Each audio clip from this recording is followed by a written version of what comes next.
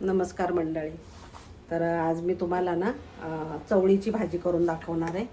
तर ही अशी गावाकडनं नाकाने चवळी दिलेली एकदम फ्रेश आहे बघा. आणि हे गावी गेले होते, साहेब गावी गेले होते, तर त्यांनी आकाने सगळी तयारी करून ठेवली होती. एका दिवसात जाऊन आले, कारण परत आले तर तिने खूप काही दिलं, भरपूर. म्हणजे आई असते ना ती अशीच असते, कारण अंडी भरपूर तिने साठवून ठेवलेली, तूप किटलीवर तूप दिलेलं तिने भरपूर, आणि हे भाजी दिली, लिंब दिले भरपूर. तिनं सकाळपासून तयारी चालूच होती. तर ही भाजी दाखवणार आहे मी आज चवळीची तुम्हाला. मला खूप आवडते म्हणून माझ्यासाठी तिने दिलेली आहे. तर मी दाखवते, किती फ्रेश पण आहे बघा, जवळून दाखवते तुम्हाला मी. भाजी मी धुवून घेतलेली ही 2-3 पाण्याने, कारण शेतातली भाजी तिने शोधून, हे हे काय लावत वगैरे नाही आहेत, हे अशीच येते.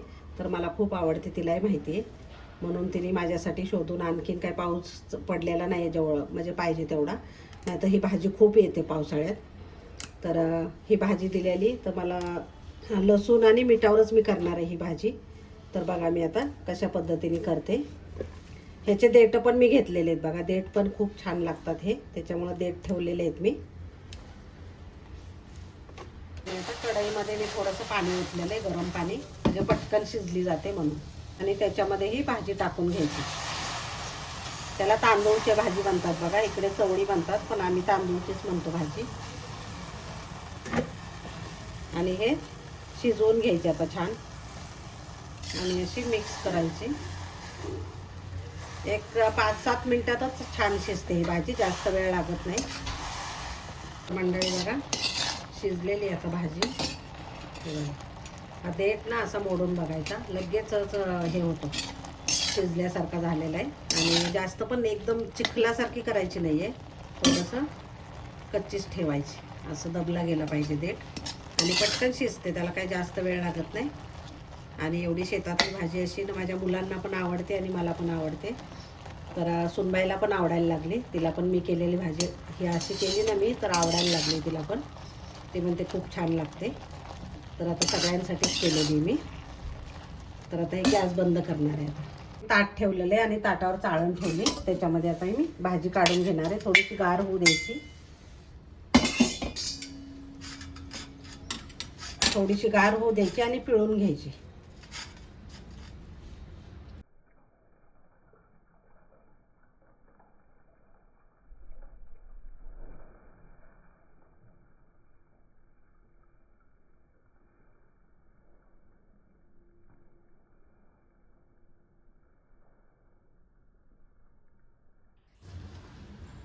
तेल तापलं की लसूण टाकायचा भरपूर.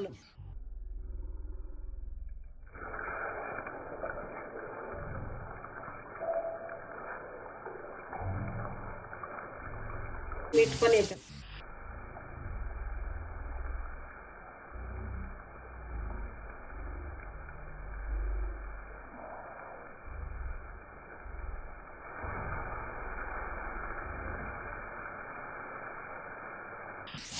थोडासा कच्चा.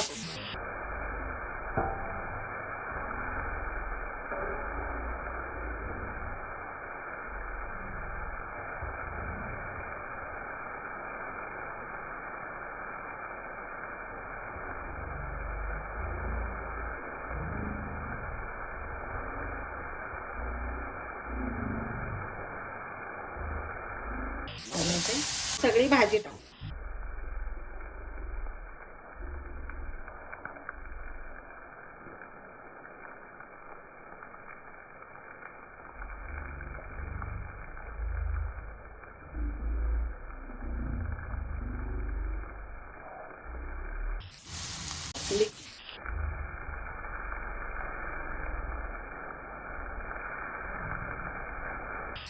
दोन तीन मिनिट.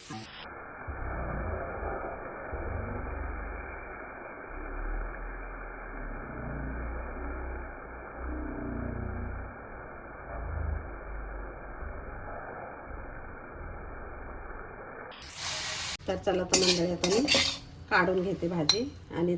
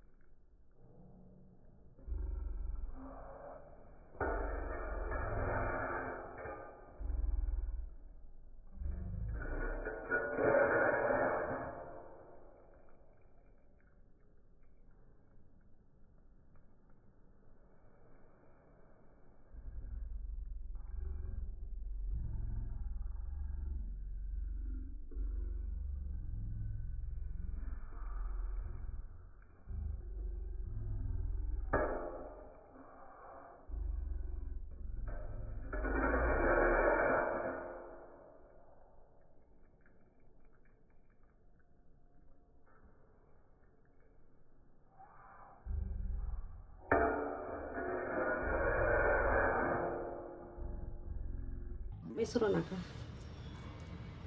धन्यवाद. गरमागरम भाजी तयार झालेली बघा. बाय. भेटूया पुढच्या व्हिडिओमध्ये.